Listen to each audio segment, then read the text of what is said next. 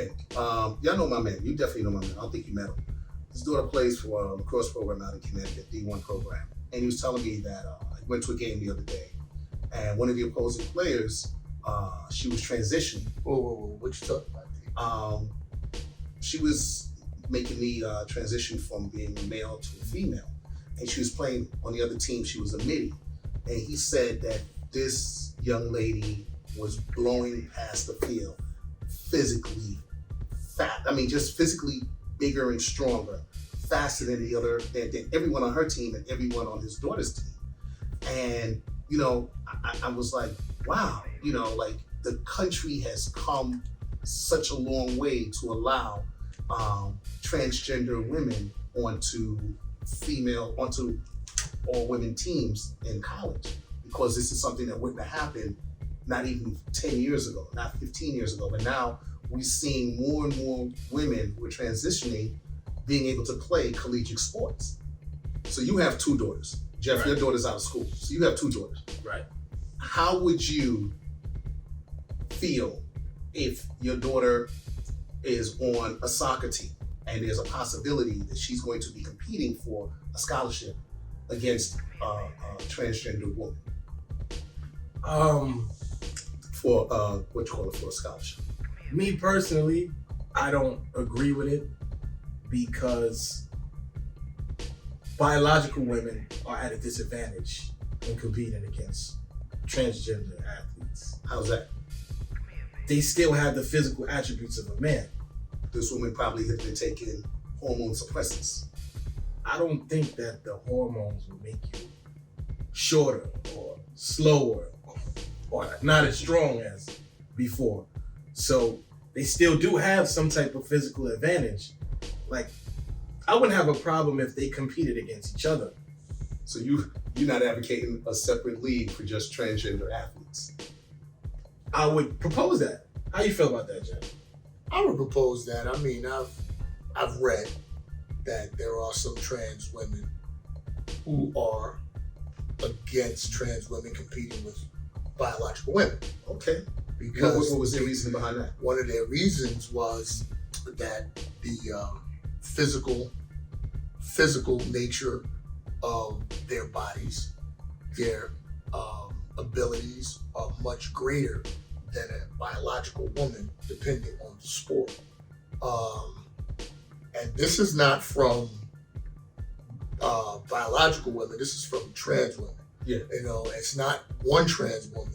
It's several that have actually spoken out against it.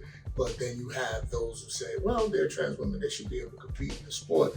So if I wake up tomorrow and say I want to be a farmer, I can go buy a piece of land and become a farmer.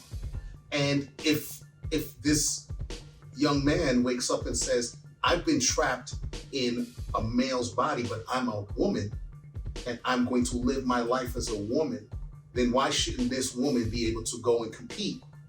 Times change, people's perceptions of what a woman can do change. So collegiately now, especially in sports, if a man who's lived his life for 15, 16, 17, 18 years says, I have been trapped in this male body, but I think as a woman, I feel as a woman, but I still love playing lacrosse and playing soccer and playing baseball, then I'm going to change and I'm going to continue my lifelong passion of playing the sport to the best of my ability, and I should be given that chance. Okay, Correct. But let's just think about it like this. Because you woke up one morning at 16, 17, 18 years old, felt that you was trapped in a body, that now you need to compete with biological women, and knowing that you were more than likely going to have the advantage in whatever sport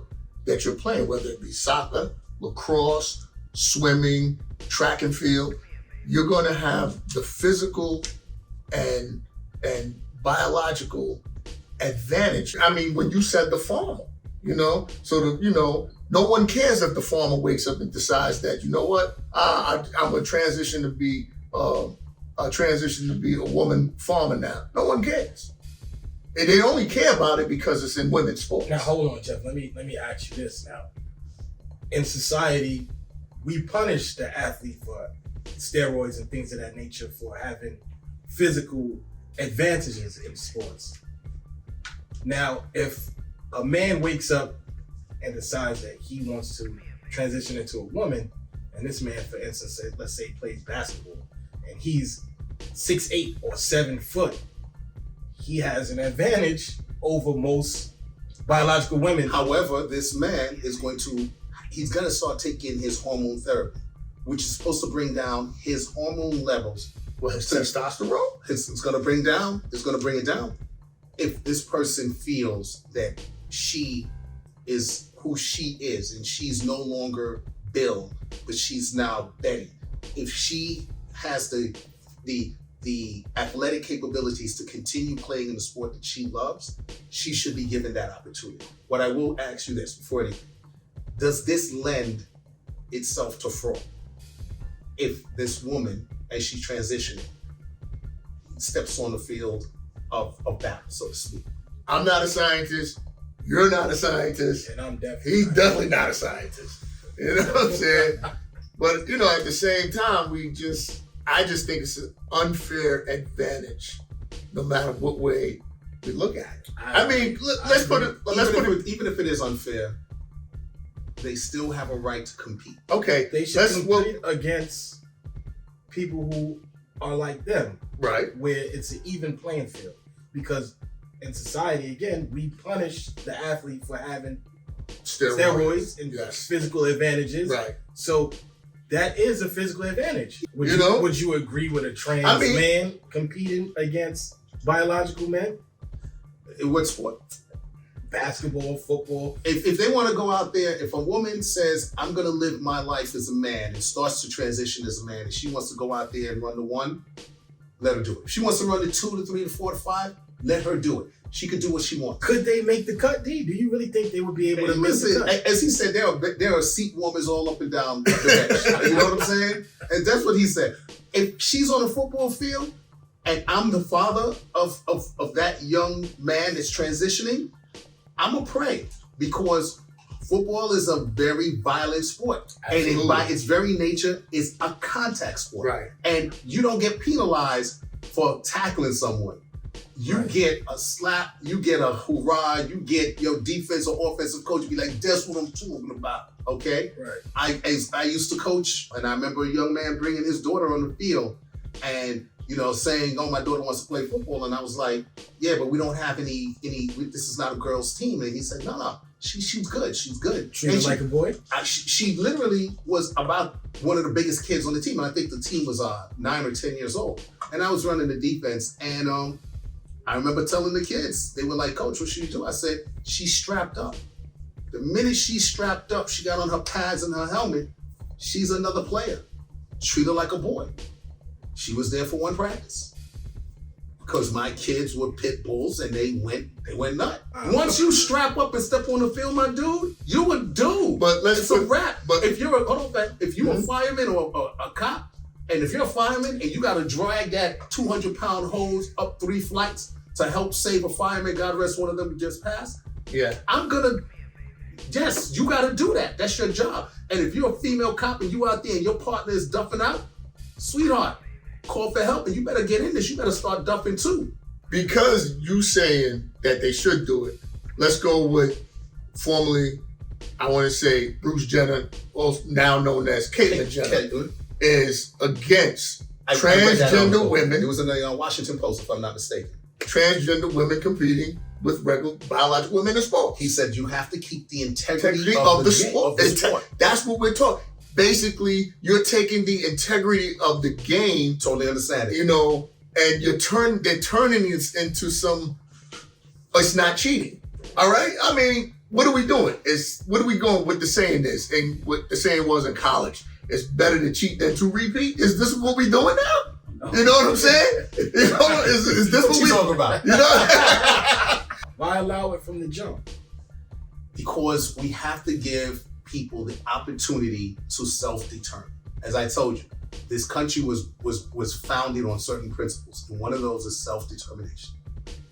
But no athlete should have a physical advantage. No, over that's not self-determination, man. The playing field should be. always be even. Yes. Always. But so now, what do we tell this athlete, this collegiate athlete? Be a woman, but you can no longer play your sport. You can compete against You can your peers, people that are like you. It's a sticky situation, you know. So you don't think they could potentially become money drivers? There's a big following, you from their community. you know what? I don't know. But it would be cheating still. It doesn't matter. Again, I don't want to call it cheating. You know what? I mean, nobody wants to say cheating, but it's not a level playing field.